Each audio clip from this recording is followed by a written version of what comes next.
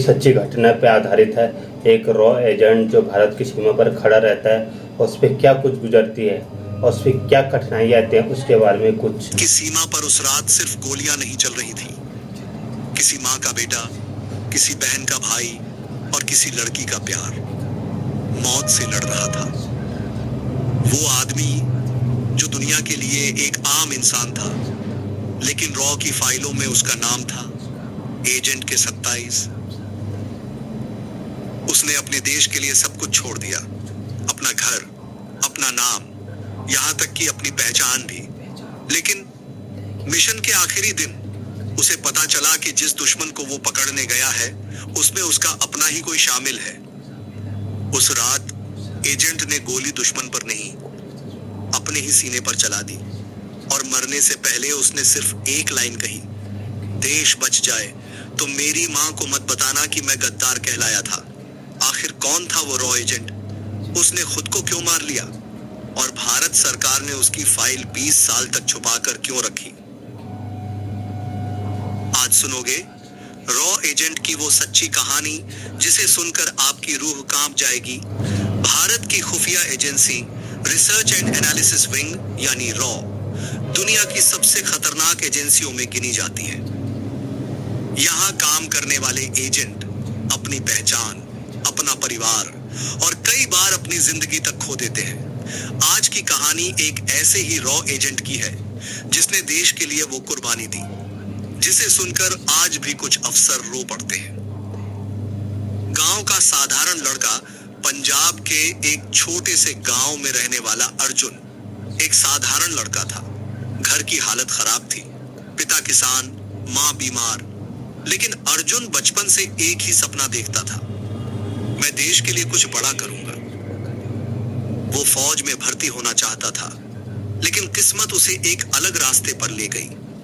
College के दौरान उसकी नजर एक आदमी पर पड़ी जो हर दिन उसे चुपचाप देखा करता था। एक दिन उस आदमी ने अर्जुन को रोका और कहा, अगर देश के लिए जान देने का जुनून है तो मेरे साथ चलो। अर्जुन को तब नहीं पता था कि उसकी जिंदगी अब हमेशा के लिए बदलने वाली है। रॉ ट्रेनिंग का डरावना सच अर्जुन को दिल्ली ले जाया गया। वहां उसे एक गुप्त ट्रेनिंग सेंटर में रखा गया। ना फोन, ना परिवार से बात। 6 महीने तक उसे ऐसी ट्रेनिंग दी गई जिसे सुनकर आम इंसान डर जाए। दिन में 18 घंटे ट्रेनिंग, मार्शल आर्ट, बंदूक, दिमागी टेस्ट, झूठ पकड़ना और बिना सोए कई कई दिन तक मिशन करना। एक रात ट्रेनर ने सब एजेंट से पूछा, अगर देश और परिवार में किसी एक को चुनना पड़े तो क्या चुनोगे? सब चुप थे, लेकिन अर्जुन बोला, देश, क्योंकि परिवार तभी सुरक्षित रहेगा। उस दिन पहली बार रॉ के अफसर उसकी तरफ प्रभावित होकर देखने लगे। पहला मिशन 2 साल बाद अर्जुन को उसका पहला मिशन मिला। उसे बॉर्डर पार जाकर एक आतंकी नेटवर्क की जानकारी निकालनी थी।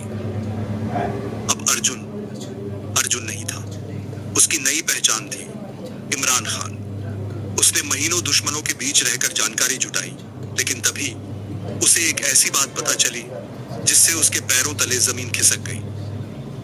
उस आतंकी संगठन की मदद भारत के अंदर से ही कोई कर रहा था। सबसे बड़ा धोखा, अर्जुन ने धीरे धीरे सबूत इकट्ठे किए और जब असली नाम सामने आया तो उसके होश उड़ गए।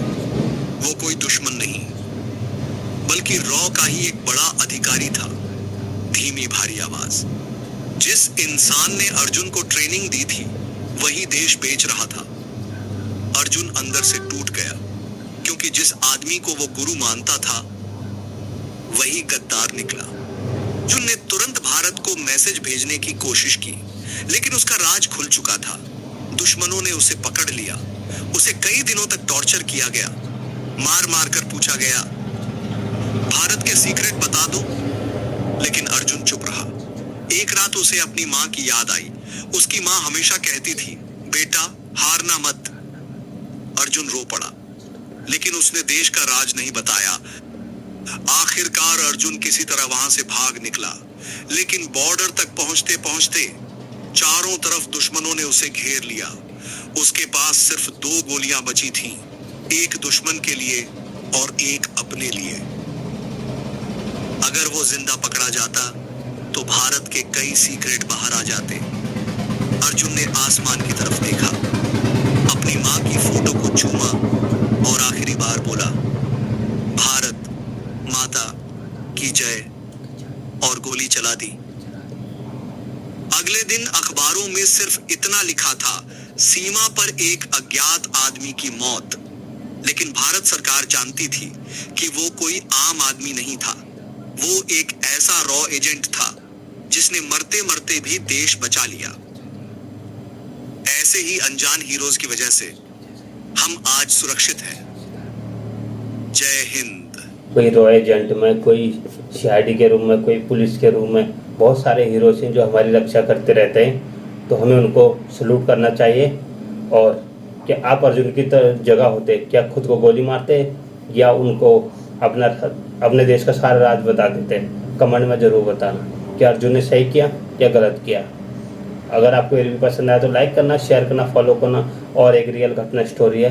बाकी मिलते हैं नई जानकारी नए रिव्यू के साथ। तब तक के लिए स्वस्थ रहे, मस्त रहे और मेरे साथ ही जुड़े रहना। तब तक के लिए बाय।